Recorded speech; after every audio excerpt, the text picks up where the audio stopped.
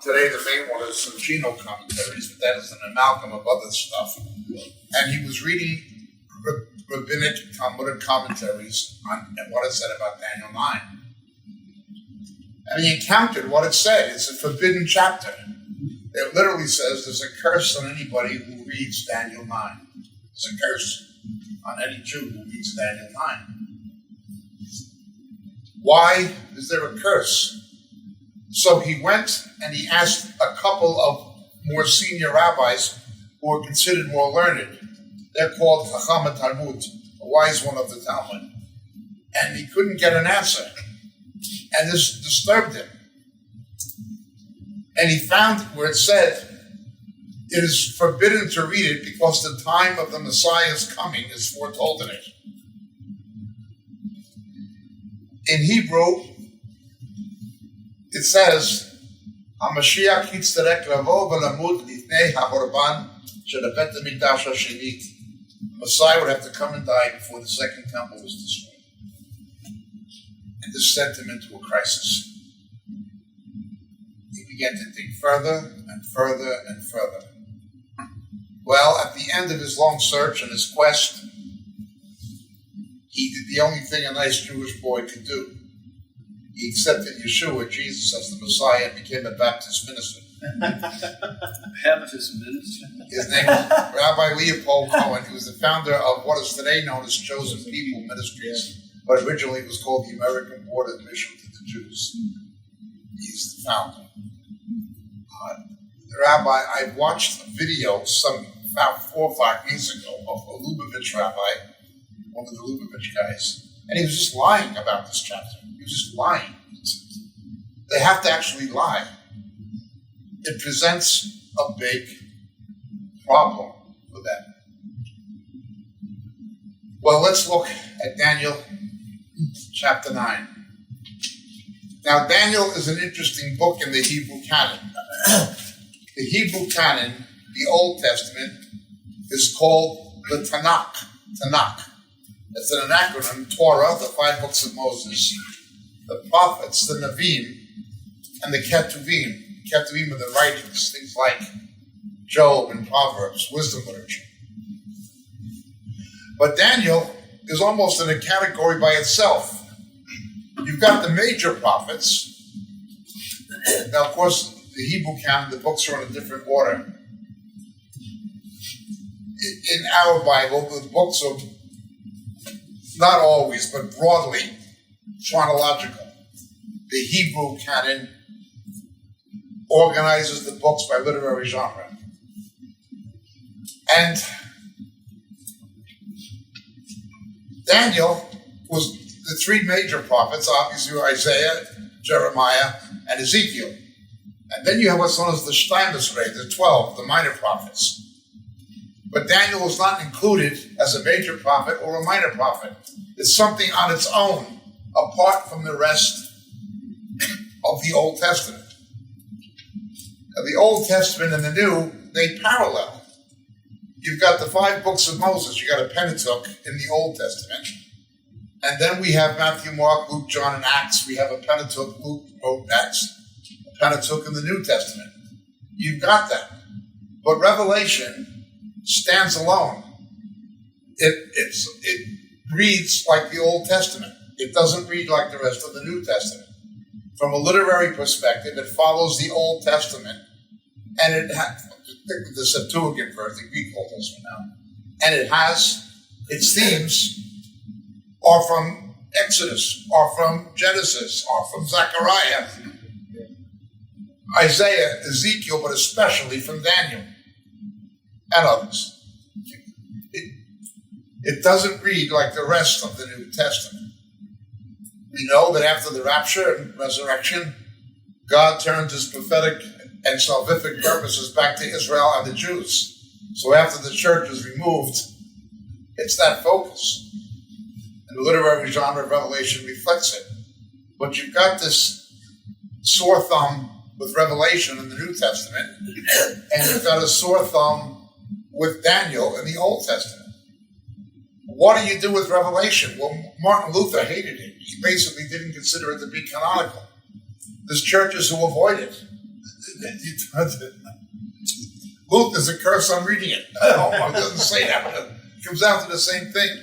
Well, Daniel is the sore thumb of Judaism, the way Revelation is the sore thumb of Christendom, of Christianity.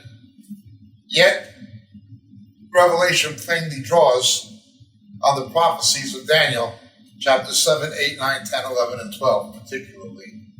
Okay, so there's this relationship. And it's all this stuff. You see the angel Gabriel in the Nativity in the New Testament. You see Gabriel in the book of Daniel. You see Jesus celebrating Hanukkah in John chapter 10. You see Hanukkah predicted in Daniel. You've got all these things. Hanukkah, even when they celebrate Christmas, who knows? It's even the same time of year. 25th of Kislev, 25th of the Hebrew month, broadly corresponding to December, except it goes by the lunar calendar.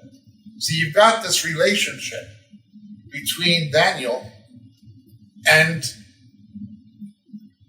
the second coming of Christ in Daniel and the first coming of Christ in the Nativity narratives. But then you've got about the return of Christ in both Daniel and Revelation. They're partners. They're partners. Seal these things up to the time of the end, Daniel's told. And then in the book of Revelation, you see the seals being broken and so forth and so forth and so forth. It's important to understand Daniel in that context. In that context. It is, in a very real sense, to unbelieving Jews, particularly with the Judaism, what Revelation is to Christians. Okay? It's the hardest book to understand for them. It's the hardest book for them to understand, and they don't like the ultra-Orthodox. They don't read it because it says the Messiah had to come and die before 70 AD. He had to come and die before the second temple would be destroyed. And I can give you quotes from the Talmud about all kinds of stuff. The rabbis were freaking out about it. The Sanhedrin wept, oy vavoy lanu, woe unto us. The temple's destroyed, the Messiah's not come, and all this stuff. Just don't read it. Don't read it. Because you might become a Christian. Like Rabbi.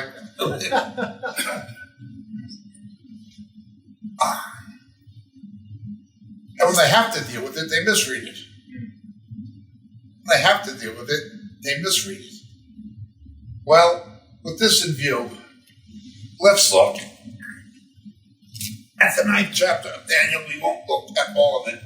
We're focusing on the 70 weeks. A 7-week cycle is called a Shemitah. Shemitah. From the Hebrew word Sheva, meaning 7. The word Sabbath, Shabbat, comes from the same thing, the 7th day. Sheva, Shabbat, Shevas. Well, a set of 7 days, 7 anything, is a Shemitah. But a set of 7 years is a Shemitah. Okay, Shemitah. Daniel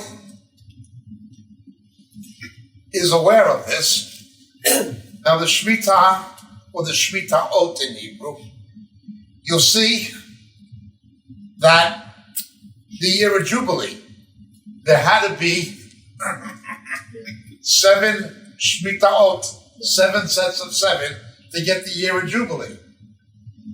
This comes into play in the New Testament with what they call the Omer, the growing of the harvest after Pentecost, from Hag Shavuot, the Feast of Weeks, all the preceding it from Passover. It's 7 weeks, so it's this 7 sets of 7, the Shemitahot. Okay. Follows the same pattern in both Testaments. So, Daniel chapter 9. Let's begin in verse 20 of verse 24. Gabriel, same Gabriel who shows up in the New Testament in the Nativity narrative with the Magnificat and so forth, is instructing Daniel. Notice Gabriel instructs Daniel about the time of Christ coming, and Gabriel instructs Mary about Christ's first coming. The same angel fulfills the same function. Gavriel, the mighty one of God. That's what it means. His name is Geber, the mighty one of God.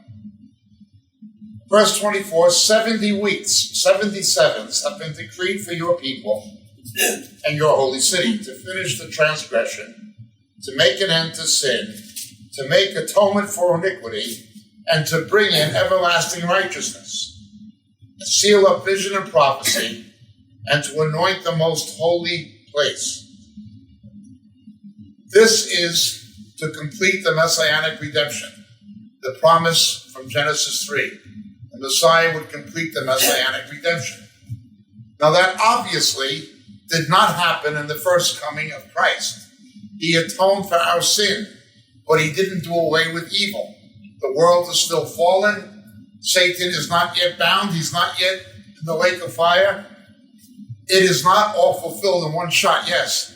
It also has to do with the redemption of Israel, right? Oh, absolutely. Yeah, Jews absolutely. have to become... Absolutely. Yeah. Okay. But it doesn't happen right in the Gospels. National it doesn't happen. If you don't know, in Judaism, there's one Messiah, two comings. The Jews think it's two Messiahs. Yeah. Does anybody not know what I'm talking about? I didn't know that they thought it was two Messiahs. Say again? That's Joe went through that a year ago. So, he didn't know that there was that they thought it was two. Okay, the rabbis identify two distinct pictures of the Messiah in the Old Testament, but they think it's two different people. One is a conquering king, but the other is a suffering servant. It's known as Ben Ephraim. The suffering servant, Ben Ephraim, is called Hamashiach ben Yosef, Messiah, the son of Joseph. He's seen in the character of Joseph in the book of Genesis.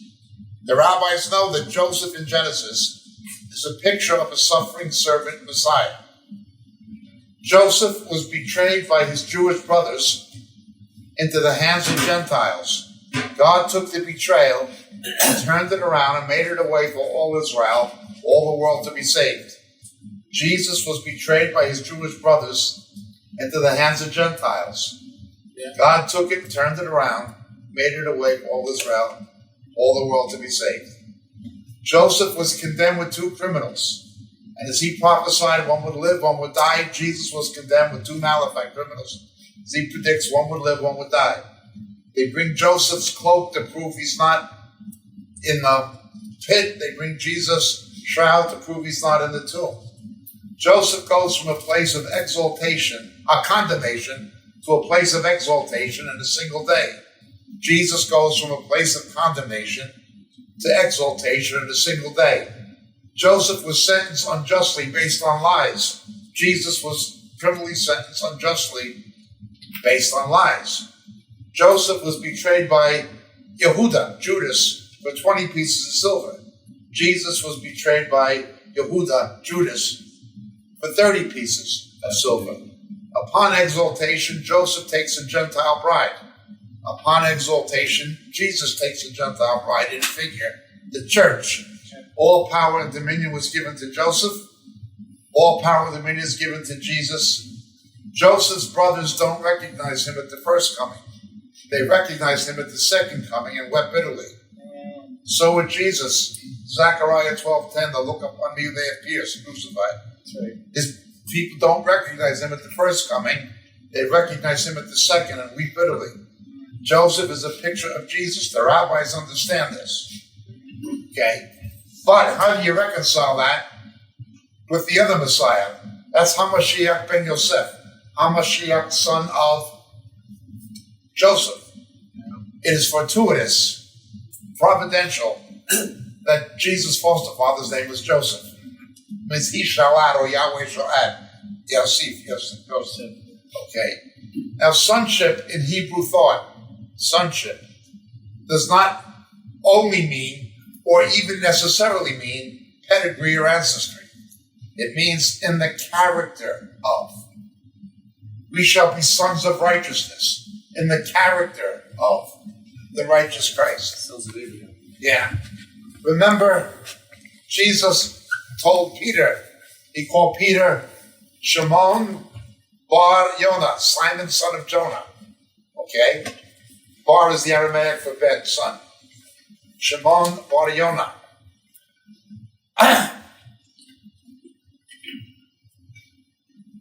Jonah was in Jaffa, south of Tel Aviv, was sent to the Gentiles, and he didn't want to go. Remember with the well later? He was sent to the Gentiles from Jaffa, didn't want to go. Peter, in Acts chapter 10, was in the house of Simon the tanner in Jaffa, same location. Didn't want to go. You know what I mean? He's in the character of. Okay? So Jesus was in the character of Joseph as a suffering servant, who's then exalted. Okay? The other is the son of David, Hamashiach ben David, Jesus, son of David. Okay?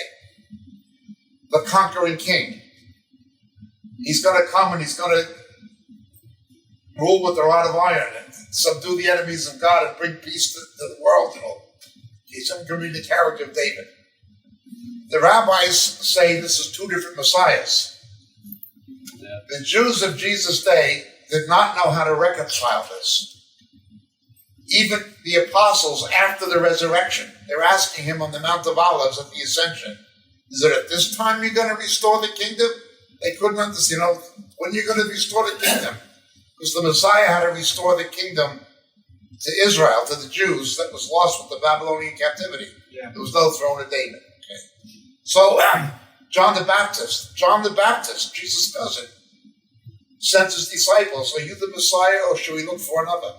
They didn't get it. Even the people closest to him did not understand this. We understand that it's one Messiah, two comings. In his first coming, he's in the character of Joseph. In his second coming, he's in the character of David, a suffering servant and a conquering king. You know what I mean? You got it now? Okay. Okay. So, this tells us something. Well, wait a minute. This is a prophecy about the coming of Jesus. How come he didn't do all this stuff? How come he didn't usher in everlasting righteousness and all this stuff and fulfill all the prophecies? He fulfilled the son of Joseph prophecies in his first coming. The rest have to be fulfilled in his second coming. This is crucial to understanding Daniel's prophecy. Very, very briefly, look with me, please, to Luke chapter 4.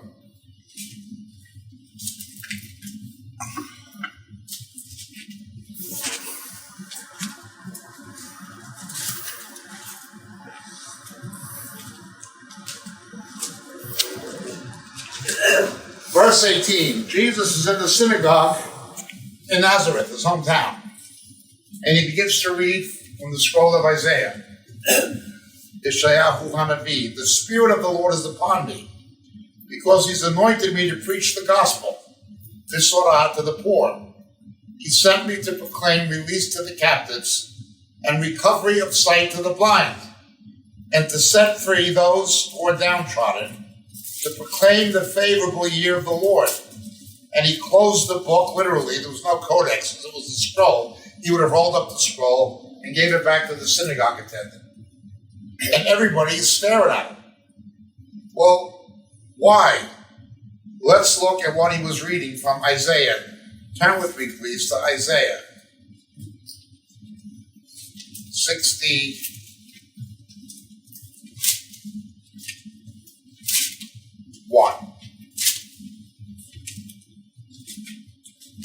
The Spirit of the Lord God is upon me, because the Lord's anointed to bring the good news, that's gospel, evangelion in Greek, visorani, to the afflicted. Sent me to bind up the brokenhearted, to proclaim liberty to the captives, and to proclaim freedom to the prisoners, to proclaim the favorable year of the Lord. This relates to jubilees and other things, and descending to the bosom of Abraham, but I won't go there now. And the vengeance, the day of the vengeance of our God. He didn't finish reading that verse. He only read half the verse. You see it? You see what I mean? So why didn't he read the whole thing? That was not his purpose in his first coming. It's his purpose in his second coming to bring the vengeance of God. His first coming is grace to bring salvation. His second coming is to bring the wrath of his judgment. Okay? Son of Joseph, son of David. One more very brief example. Look at John's account of the crucifixion. And John was there, standing with Jesus' mother in front of the cross. And again, another scripture says, they shall look on him whom they pierced. You see that? Verse 37. Okay, that's quoting from Zechariah chapter 12. Look at Zechariah 12, please. Verse 10. They'll look upon me who they have pierced, and mourn for him as one mourns for an only son. They will weep bitterly over him, like the bitter weeping over the firstborn. Okay, just like Joseph, they don't recognize him at the first coming, but the second that weep bitterly. But John only quotes the first half. They'll look upon me who they have pierced. He doesn't talk about that they're going to mourn. In his first coming, he only fulfills the first half, hanging on the cross when he's crucified. The second half has to be fulfilled when he comes back as the son of David. You understand? Well, look at Revelation 1, verse 7.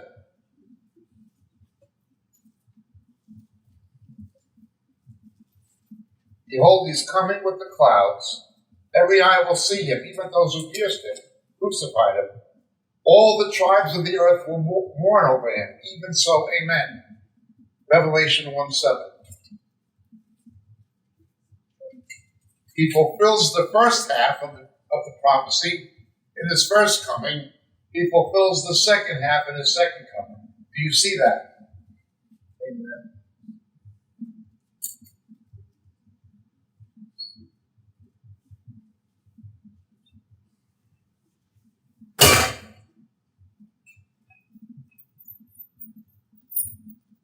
Okay.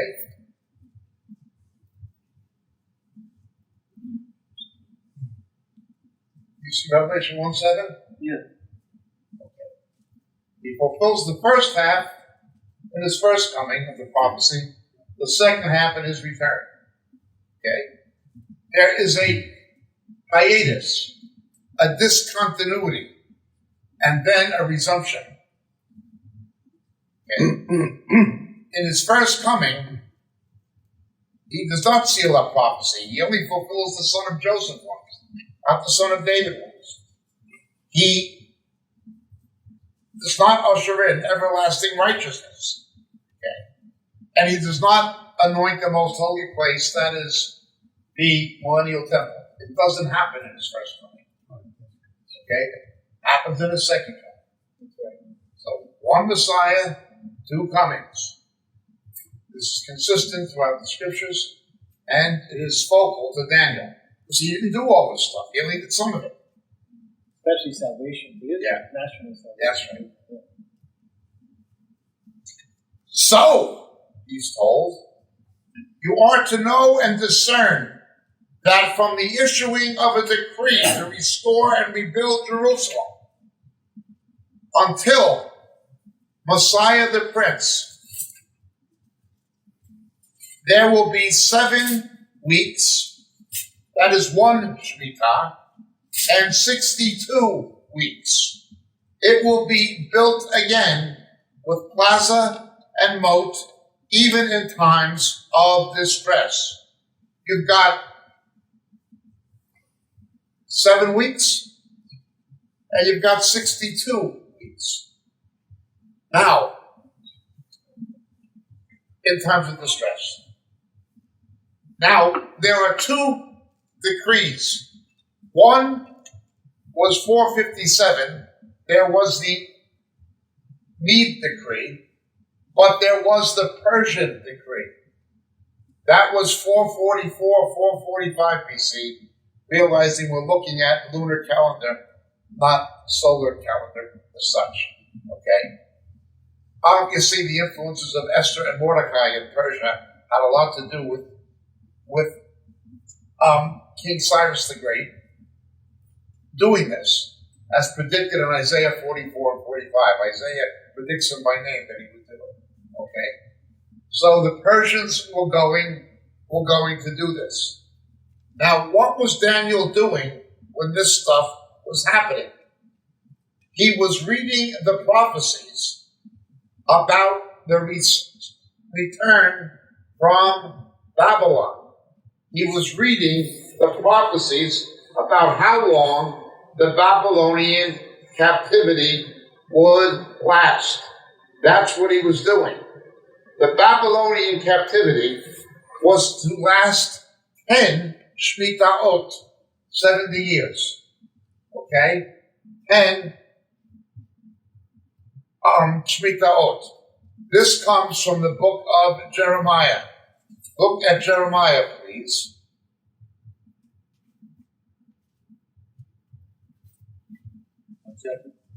Jeremiah chapter 25.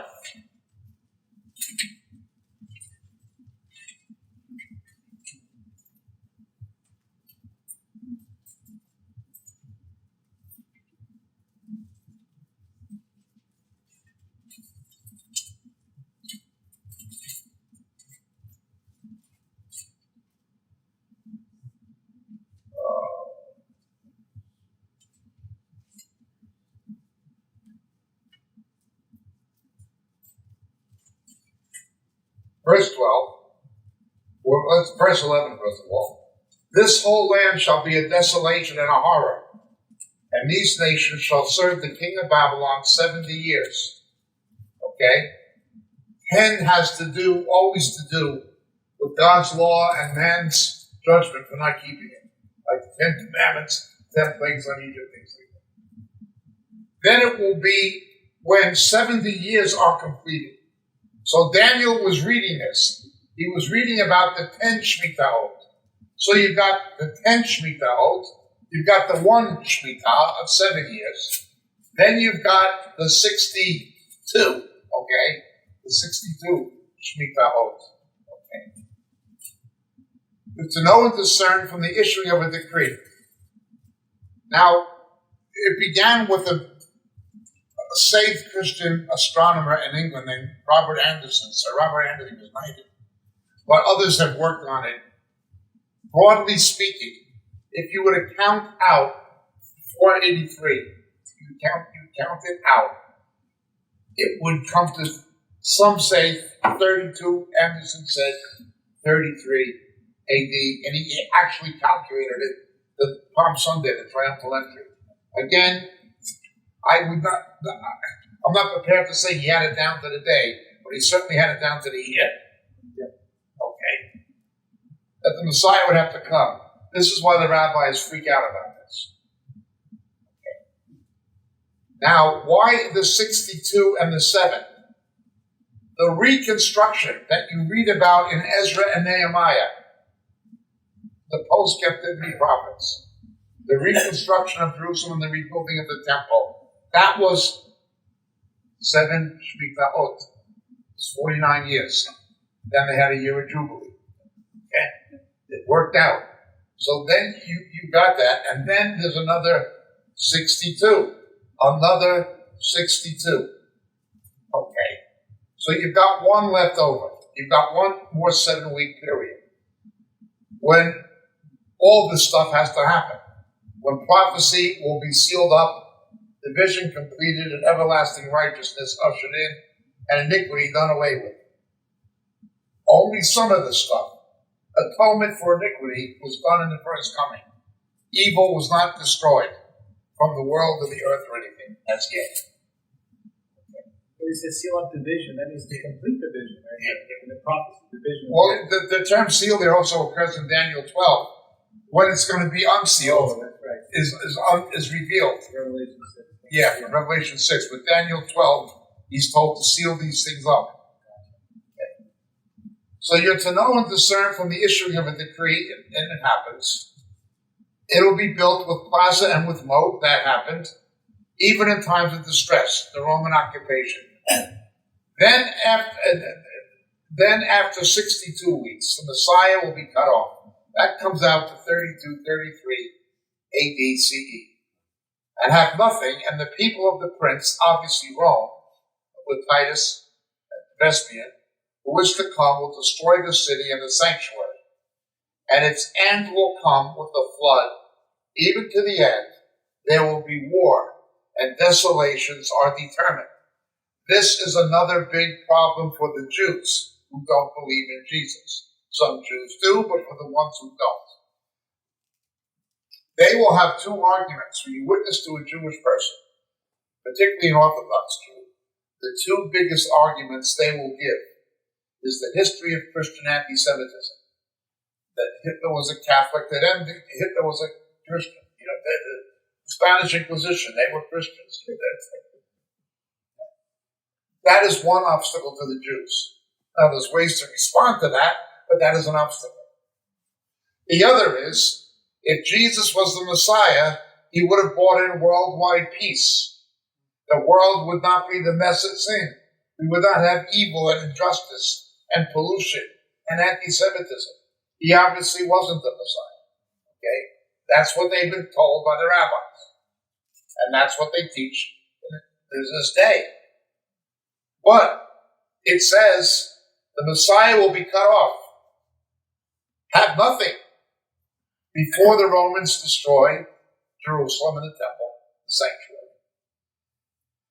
Even to the end, there will be war and desolations are determined.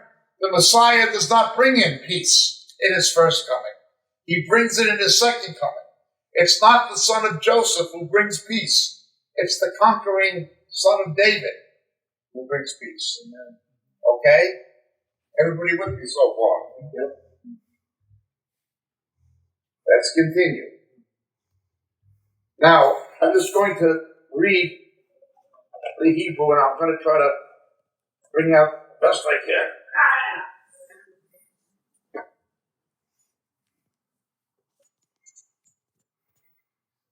Yeah, but I got to begin at 26. Oh. Yeah, no, I got it. Okay. Bishutuf od Kotz Nandacha Nadarza Shemamut. Shemamut has the same root as Meshomem. Meshomem is the modern Hebrew word for boring, but it's the biblical term for desolate. Desolate. So the context begins with the term desolation. Desolation. Okay. Shemamut. Or literally that which is being desolate or left desolate. Shemamut. Okay. It continues. Uigber Brit Larochim Shavua 7 Achad 1 Vachetzi 7 a half. Ishavo and 7 Ishpit. He shall make it to be. Zebak is a word for kind of sacrifice. It's not korban. It's an unusual word for sacrifice. But it has to do with ritual sacrifice. Korban is like the blood atonement sacrifice, but the actual ritual of sacrificing is le'akriv or le'bach. Is this related to, does it have to be a temple sacrifice? Yeah. Then it goes on, umenache, what is being brought to sacrifice, the present thing being the thing presently being sacrificed. All knaf, wings, shekutzim, hameshomem, shekutz hameshomem, the abomination of desolations. Okay. Va'od kala, that which will complete, od charetz, that which will be determined, kitach shall be outpoured, al shemem, on the one being desolate. Okay? the recurrent theme from verse 26 through 27, end of 27, end of the chapter, as we have it, there's no chapter divisions in the original canon, is desolation. Is desolation. One who makes desolate. Now, this term, desolation, is applied to two people. One is somebody called Antiochus Epiphanes, Antiochus the Fourth. He's the one who desecrated the temple 167 BC when the first Hanukkah happened. The Maccabees rebelled against it. Okay? He had an altar with an image of Zeus, giving Zeus his own features, and slaughtered a pig, defiling it. Jesus knew this and commemorated it in John 10. Hanukkah is called in English the Feast of Dedication. They rededicated the temple after it was cleansed from the pig blood and this abomination that the Maccabees ruled. Okay? But 167 BC would be about 40 Shemitahot. Okay? It would have been 40 Shemitahot. Okay? Around there. 39 to 40. So although Antiochus did it, and Antiochus prefigures the Antichrist, it cannot mainly be talking about him. Not only is the time wrong, but we interpret the Old Testament in light of the New and in light of what Jesus said. So look at Matthew chapter 24, verse 15. Therefore, when you see the abomination of desolation, and this comes from the Septuagint translation of what I just read, which was spoken through Daniel the prophet, standing in the holy place. Okay. The Holy of Holies in the temple. Notice Jesus does not make any reference to Antiochus. He said the main fulfillment is what the Antichrist is going to do. Okay? It's what the Antichrist is going to do. Antiochus did it, and he foreshadows, it's a picture of what was going to happen. But the time is wrong. It would be 39, 40. Okay? It still has to happen. And Paul says the same thing in 2 Thessalonians 2 and Revelation and so forth. We know it still has to happen. Again, a partial fulfillment and a total fulfillment. Suffering servant Messiah, conquering King Messiah, the little Antichrist, type of him, Antiochus, and the ultimate one of whom he is a mere shadow. So verse 26, it uses that same term, Eshomem, or Sharut, desolations, desolating. And then he'll make a covenant with many for 1 week. Now, it does not say make a covenant in Hebrew. It does not say that at all. To make a covenant in Hebrew, you say to cut a covenant. Jeremiah 31:31. Ani yaktov brit hadashah im bet Yehuda gam bet Israel lo kamo habrit shenitakti im avotem. I will cut a new covenant with the house of Israel and the house of Judah, not like the one I made with their fathers. This says he will control the covenant. He'll be the one in control of it somehow. Okay? Some commentators say affirm it, maybe. But the actual term, he will have a control over it. Okay? So he's not making a covenant, he's controlling it. A lot of people get into this thing, the Antichrist is going to make a covenant for 7 years and break it in the middle. Well, I'm not saying that won't happen, but strictly speaking, that's not what it says. Okay? Strictly speaking, it says he will have mastery over the covenant. It could be understood that when the temple is rebuilt and the Jews go back to Levitical sacrifice, the Antichrist will be in control of it. Pompey, the Roman general, entered the Holy of Holies when they made the deal with the Romans. And they wound up being occupied. They were betrayed by the Romans. The Antichrist is going to be like that. He's going to come in the character of the Roman Empire somehow and bamboozle them. But the Romans had control over the temple and the Temple Mount. They built the Fortress Antonio overlooking the temple. The Sanhedrin and the Herodians had to do business with the Romans in order to control the high priesthood. Herod the Great and the Herodian kings were ethnically Arab, Idumeans, but by religion Jews for political convenience now, but by citizenship and nationality, they were Romans. So via Herod, the Romans had control over it. Okay, when Herod was gone, it was Pilate, but they had control over it. So the Antichrist will have control over it. Okay, now this idea. Well, I'm not saying he won't make a treaty and break it. I'm just saying that that's not exactly. It doesn't have to mean that. It just means when it's built, he's going to be in control of it. I'm just going just by the language literally. Okay? Jacob, quick question. Can it be translated to strengthen? Affirm. The word hezek, hezek is not there. It's not the term.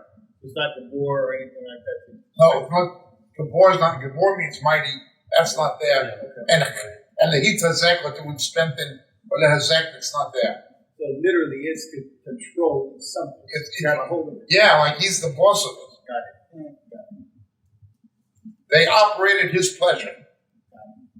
The way that happened under the Herodians. Yeah.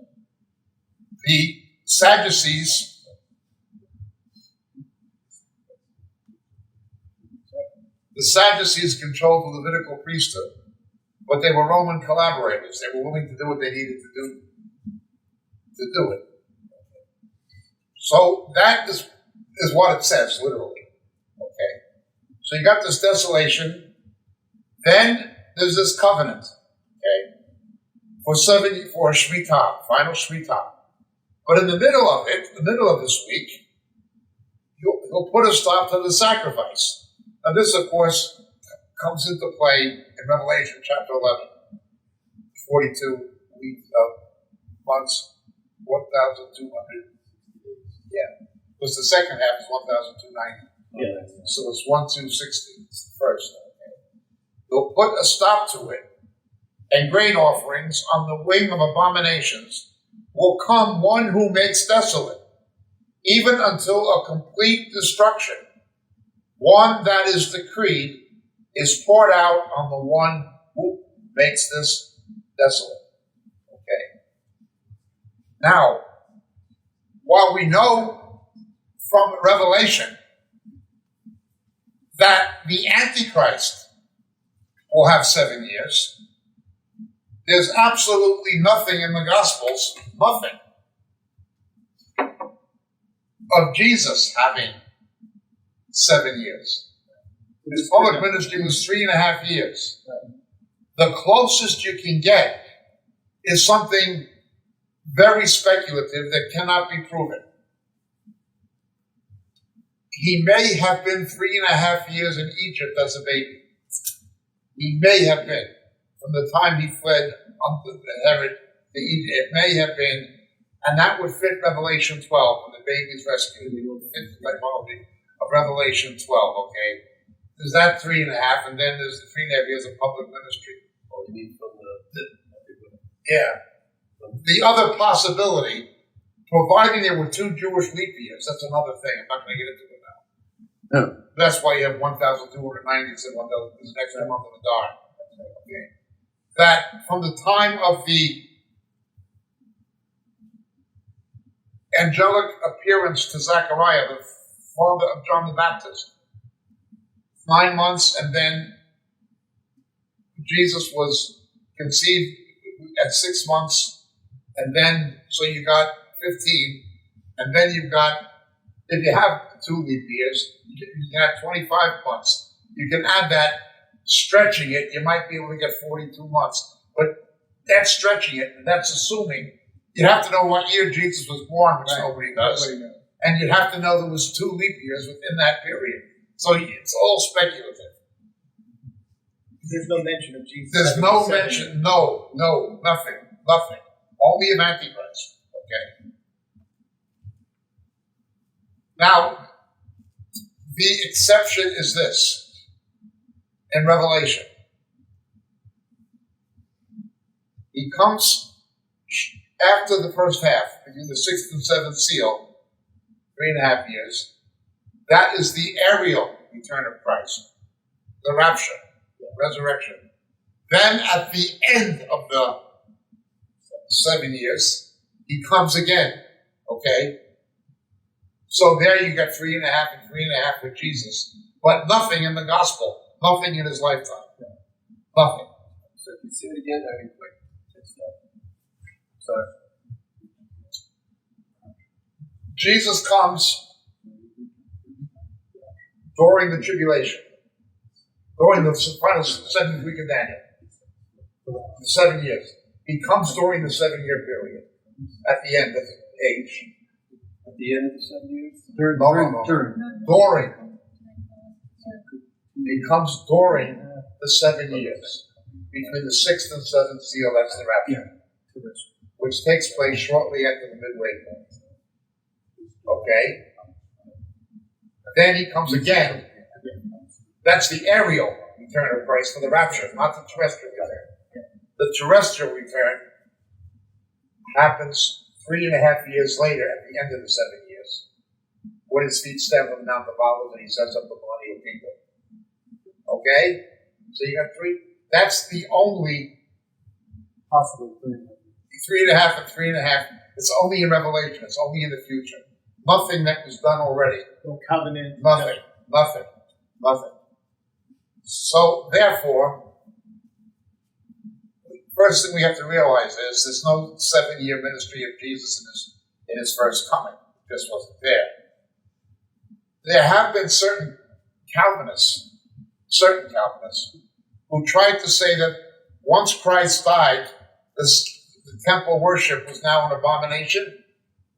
They tried to say that. That have been people. That doesn't work because the apostles in the book of Acts, gold and silver have I none.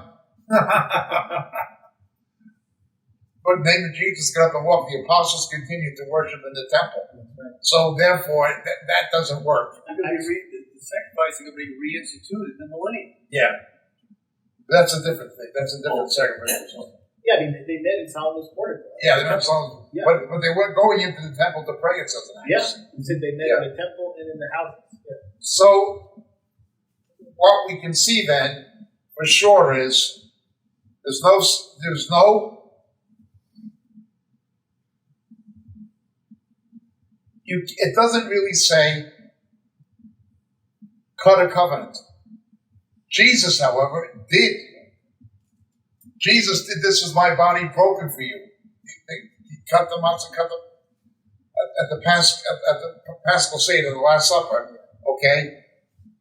So the new covenant of my blood, okay? Jesus did cut a covenant.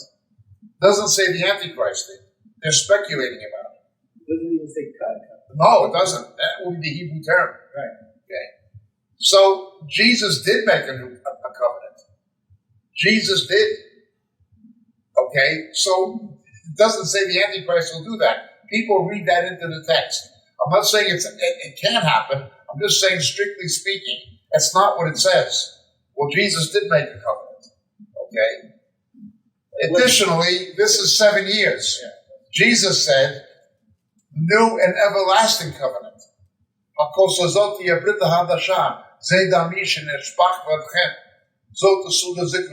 is my blood of the new and everlasting covenant. It's not a 7 years. It's everlasting. Okay? That's right. It can't be Jesus. His covenant, he made one. Secondly, it's everlasting. It's not for a 7-year, it's not in any sense, is it for a 7-year period? Yes. Additionally, the Antichrist is going to put an end to the sacrifices. The sacrifices were not put to an end when Jesus came and died. They did not end until 70 AD. I mean, 40 years later. Now, he predicted it would happen, but he didn't put an end to it. The Romans did. He said the Romans were going to do it. The prince who was to come, the Romans were going to do it. Yeah. Okay. So then it goes on after that.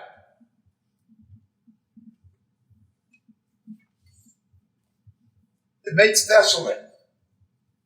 We cannot base doctrine on the patristic writings, on the church fathers.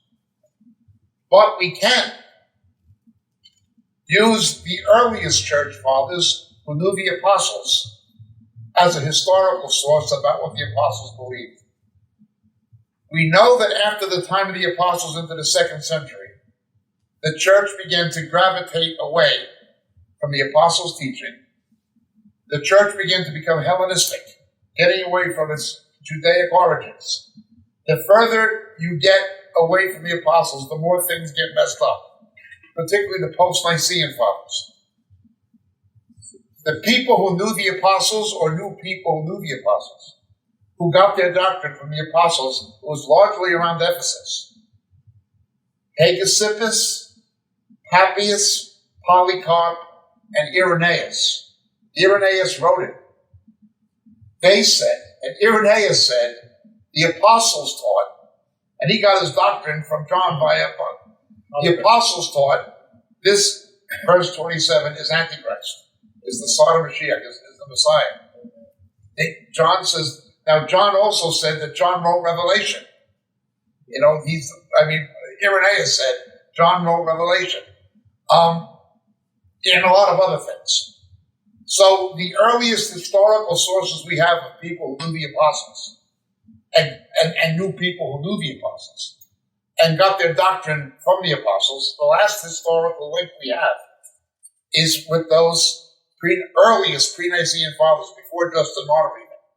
Certainly, Polycarp, certainly Irenaeus, and Irenaeus basically wrote down what Polycarp got from John. Basically, that's what it was. And Papias, Hegesippus, they all said this is Antichrist. He's going to do this stuff. Okay? He's going to do this stuff. And then it ends, verse 27 ends the same way verse 26 does. Desolation, desolation, desolation. Yeah. 3 times. Desolation, desolation, desolation. There was no 7 years of Jesus anywhere in the Gospels. The 7 years of Jesus is the rapture, the parousia, the aerial return, followed by the terrestrial return to set up the millennium, his feet set on the Mount of Olives. That's when it happens. It doesn't happen before that. No time, no places. No place does it happen. Additionally, he makes a covenant. Strictly speaking, it does not say the Antichrist will make one. I'm not saying he won't make some kind of a treaty or something, but that's not what the text says. Okay? That's not what it says. It says he will have mastery or control over the way the Romans do. Okay? Over the Levitical sacrificial system. Okay? Additionally, obviously, Jesus didn't bring any abomination. And, of course, it wasn't 7 years, it was everlasting. His covenant was everlasting. New and everlasting covenant. And then, of course, we have the historical attestation of people who knew the apostles and got their doctrine from the apostles. So, essentially, that was Daniel 9. It is a dilemma to Orthodox Jews to this day. The apostles understood the prophetic importance of it. And it very much sets the stage. Now, Antichrist first appears not here. He's in Daniel 7 as the little horn. Same as in the book of Revelation. The Antichrist shows up right from the beginning of the book of Revelation when it goes from the celestial to the terrestrial. When you look, John is shown what's going to after the seven churches, goes to heaven, chapters 4 and 5, he sees what's happening in the heavens, and then it begins to the earth, the four horsemen. That first horseman counterfeits the return of Christ in Revelation 19, coming on a white horse. That first horseman is obviously Antichrist. Okay? It's the first horseman of the apocalypse. But there'll be many Antichrists. But the Antichrist will already be active right from the beginning of the 7 years. There'll be a lot of them. His ultimate identity, the ultimate identifying factor, is the number of his name. And the fasten your seatbelt for the rapture is the abomination. Yeah, that's the middle point. Yeah, it happens shortly, very shortly after that. Jesus said, when you see the abomination, get ready. Okay? So, Antichrist was already in Daniel, chapter 7. Antichrist is already in Revelation, before Revelation 13. He's already there. Already there right from chapter 6. But, 4, 5, and 6 go together, really. He's in chapter 6. Chapters 4 and 5 are after the seven churches in heaven, and then it shifts to earth, transitions to earth, and the first thing you see is Antichrist. This exactly fits what Paul says in 2 Thessalonians. He who restrains him. The Holy Spirit is restraining the ascent of Antichrist. When the 7 years begins, the Holy Spirit stops restraining. The catacomb, the restrainer, ceases to restrain, and Antichrist can come. It's exactly what Paul said. He can't come now. The mystery of iniquity already worketh. There are many Antichrists, but this ultimate guy, the man of lawlessness, the amphitopone nomon, can't come as long as the catacomb is restraining him. Once the catacomb stops restraining him, he's there, and that is at the beginning of the 7 years. It always puzzled me, Jacob, that some scholars would believe that Revelation 6, the white horse, is Jesus. Yeah, it's crazy. It's almost as bizarre as saying Daniel 9, Yeah. this is Jesus making the setting of the Jesus, the Antichrist always counterfeits Christ. Christ comes in on the white horse in chapter 19. It's the Antichrist. The Antichrist will try to counterfeit the millennium edition and convince the Jews he's the Messiah. If another comes in his own name, him you will believe, Jesus said. He's going to bamboozle them. He's going to bamboozle unbelieving Israel. So essentially, that is looking, and again, I always try to emphasize the original meaning of the original languages. That is basically what it says. Okay? I've got to do a recording tonight. Yeah. I've got to go and record word for